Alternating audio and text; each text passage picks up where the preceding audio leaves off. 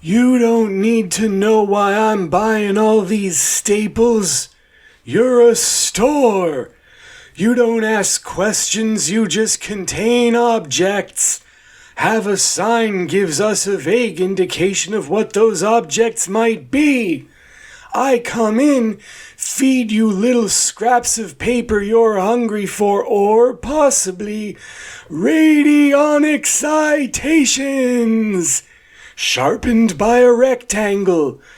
My understanding of the hard life is one I had to buy. From a similar store, the sign outside of it indicated it was the memory bank. It made me make a deal. I had to share a secret.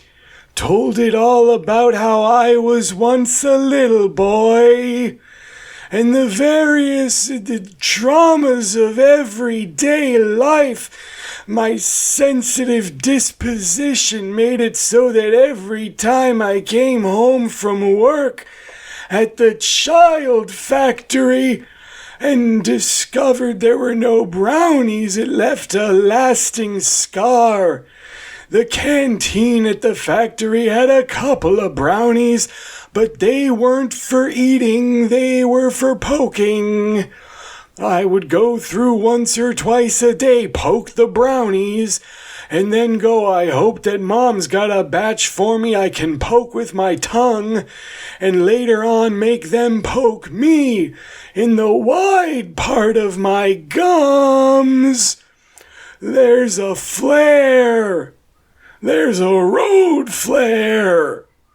There's a problem. And you solve me. But there's another one too. Unscrew the hinge of your Matryoshka doll.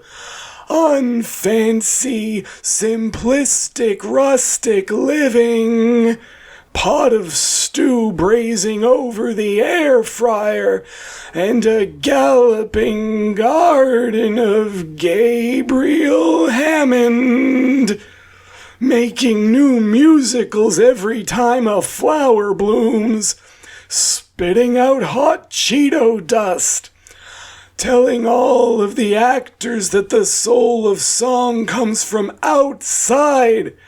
We must expel our inborn soul, clip it out like ingrown toenails, anesthetize the edges, and snip the spirits loose, so that my compositions can become your new immortality.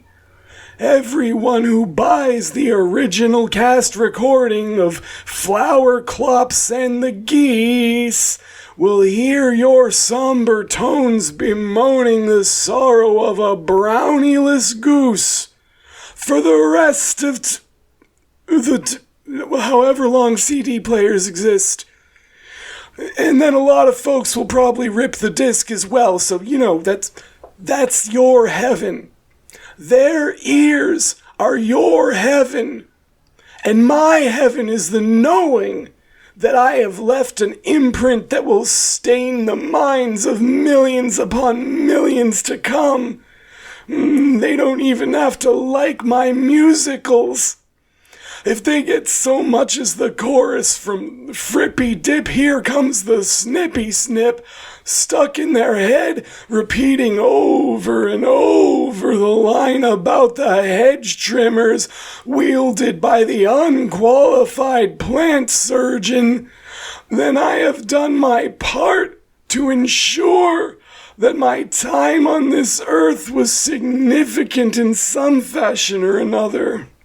One person keeps going, snippy snip, snippy snippy, snappy snap, so intensely that they crashed their Honda Civic on the freeway.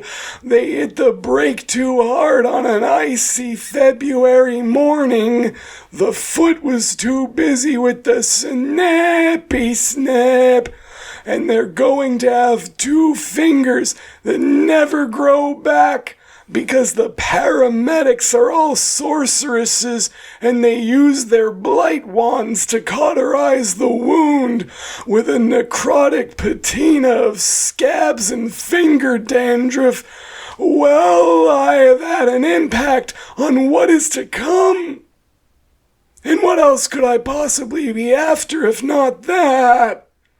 So I hope you will buy a ticket to the show. I hope that you will act in the show and exercise the soul from within yourself as if it were some sort of invading hell spawn, so that when I have to face my maker in the hereafter and he says, what the hell were you doing down there? You were going around going snippy snip all the time. What was that even supposed to be? I can say, give me 50 years, God. Give me 50 years, and if one trucker loses 2 fingers 'cause of my snipping, you gotta let me in. And God breaks out his wagering socks, slips them over his neck, and then realizes that's wrong and puts them on his feet instead, cracks his toes and says, you're on. Then that's my shot. And I gotta roll those dice, 'cause if I'm not rolling them, then I'm just holding them. And if I'm holding them, then who's holding me? Not the fluffy wings of a fluffier angel, but the spiny elbows of a devil in disguise, wearing the snippy snipped off face of my dead grandmother, saying, it's okay, sonny boy, I love you, but everything's very pokey, and once every 174 years I'll go, maybe this is hell, and then she'll use one of the pokey bits to rip out the brain cells that figured it out, and I'll go, oh grandma, I love you, and the cycle will begin anew.